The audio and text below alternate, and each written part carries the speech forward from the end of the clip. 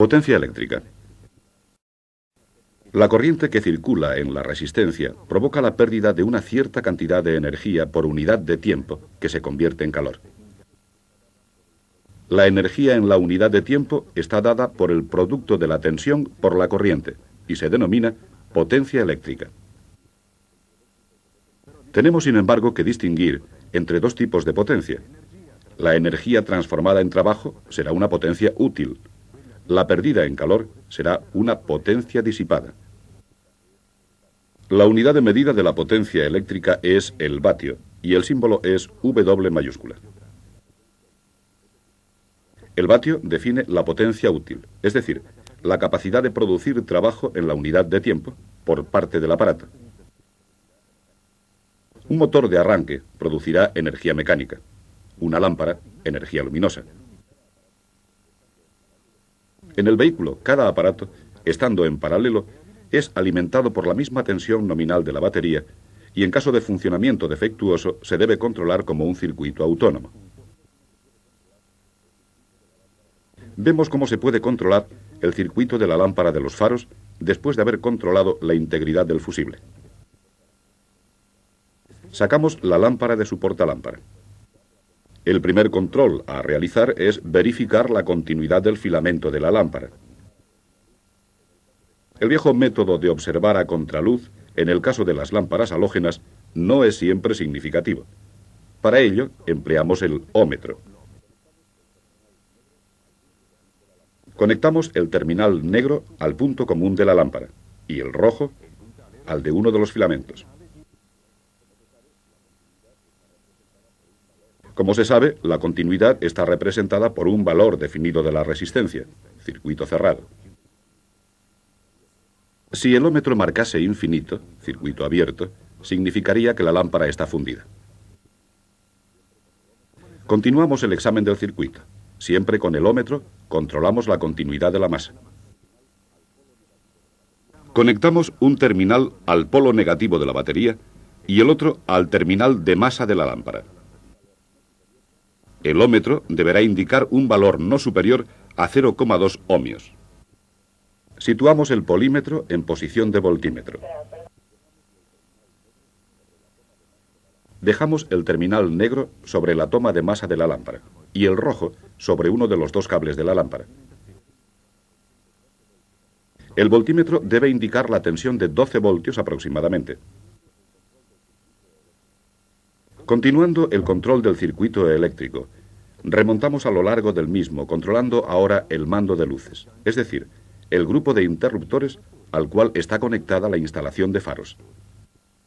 Utilizamos el voltímetro. Conectamos el terminal negro sobre una masa fiable y con el terminal rojo controlamos que exista alimentación en el mando de luces. Sucesivamente accionamos los correspondientes mandos y controlamos si hay tensión sobre los cables de salida del mando de luces. En ambos casos, el voltímetro debe indicar aproximadamente 12 voltios. Hemos verificado así la eficiencia de todo el circuito, desde la lámpara de los faros hasta la alimentación del mando de luces. Procedemos ahora al control de la luneta térmica. A la luneta llega tanto el circuito de alimentación como el circuito de masa. Verificamos la presencia de la alimentación conectando un terminal del voltímetro al punto de llegada del circuito y el otro a cualquier masa metálica del vehículo. Cuando con el cuadro encendido se acciona la luneta térmica, el voltímetro deberá medir el valor de alimentación de la batería aproximadamente. Medimos la resistencia total del filamento de la luneta con el multímetro en posición ohm y dispuesto entre los terminales del filamento. El valor de la resistencia será muy próximo a un ohmio. Controlamos la continuidad del circuito de masa de la luneta térmica. Nos situamos, por tanto, con un terminal sobre la masa de llegada a la luneta y el otro sobre un punto de masa del vehículo. El valor leído deberá ser lo más próximo a cero. Verificamos ahora cómo la resistencia de la luneta térmica influye con un valor muy alto sobre la absorción de corriente. Para este control empleamos el polímetro acoplado a la pinza amperimétrica, como ya hemos visto. Conectamos la pinza a un cable de alimentación de la luneta. Cerramos el circuito eléctrico y leemos sobre el instrumento el valor de la corriente absorbida, que en nuestro caso es de 12 amperios.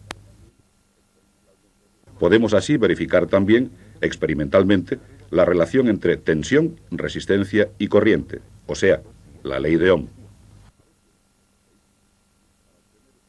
A veces, en los vehículos, para obtener una forma de regulación de la tensión de alimentación, se emplean conexiones de resistencias en serie. Una aplicación específica de resistencias en serie se refiere a la alimentación de la instalación de ventilación. Cuando el interruptor del ventilador está en la posición 3, el motor recibe la tensión al valor nominal de la batería y gira a la máxima velocidad. En la posición 2, los contactos interiores cambian y se inserta una de las resistencias, hay dos, que disminuye el valor de la tensión y, por tanto, la velocidad del motor.